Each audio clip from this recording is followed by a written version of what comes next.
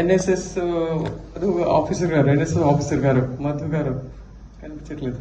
So వారు organise చేసిన exhibition చాలా బాగుంది. పిల్లల్ని అంతే చేతులు ఎత్తాలి. ఆ పోస్టర్స్ అన్ని జాగ్రత్తగా చదువుకుంటూ ఈ హాల్లోకి వచ్చామని చెప్పేసి చేతులు ఎత్తండి ఒకసారి. దొంగలు ఒక్కరు కూడా చూడలేదు చూడండి. నేను అది మాత్రమే చెప్పదలుచుకున్నా మీ అందరికి.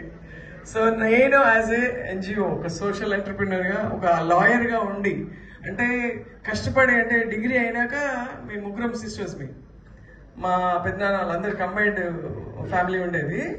ముగ్గురు ఆడపిల్లలు ఉన్నారు. పెళ్లి చేసేయాలని చెప్పేసి డిగ్రీ అవగానే ఫైనల్ ఇయర్ లోనే పెళ్లి చేసేసారు. కష్టపడి ఎల్ఎల్బి చదివాను. పిల్లలు ఫస్ట్ బాబు అప్పుడు ఫస్ట్ ఇయర్, తర్వాత సెకండ్ ఇయర్, పాప అయినాక థర్డ్ ఇయర్. అది భారతదేశంలో మనం ఉన్న పౌరులుగా ఒక రెస్పాన్సిబుల్ సిటిజన్ గా మన చదువుకు సార్థకత క్రియేట్ చేయాలి. ఒక జాబ్ చేసినాం అనుకోండి, ఇప్పుడు మా ఇక్కడ డాన్స్ మీద ఉన్న వాళ్ళు, ఇక్కడ ముందున్న స్టాఫ్ అందరు కూడా ఉన్నారు.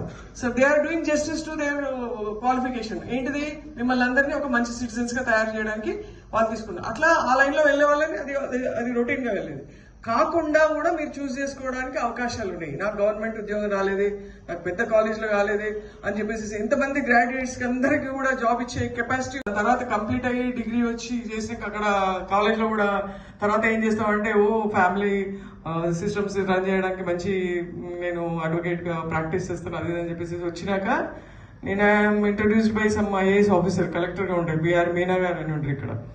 వారి ద్వారా ఒక ఎన్జిఓ ప్రోగ్రామ్ కి ఇంట్రడ్యూస్ అవడం జరిగింది. దాని తర్వాత అనుకున్నాను, no, my profession is this. By choice I have chosen this NGO profession as a social entrepreneur choose చేసుకొని అప్పటి నుండి, అంటే 28 years అప్పటి నుండి ఇప్పటి వరకు ఐఎమ్, అంటే ఆల్మోస్ట్ 21 hours into 7 అంటారు చూడండి, అందులో పనిచేస్తూ వస్తున్నాం. సో డిఫరెంట్ యాక్టివిటీస్ ఇందాక ఇంట్రొడక్షన్ లో చెప్పారు కదా, ఎస్డిజి గోల్స్.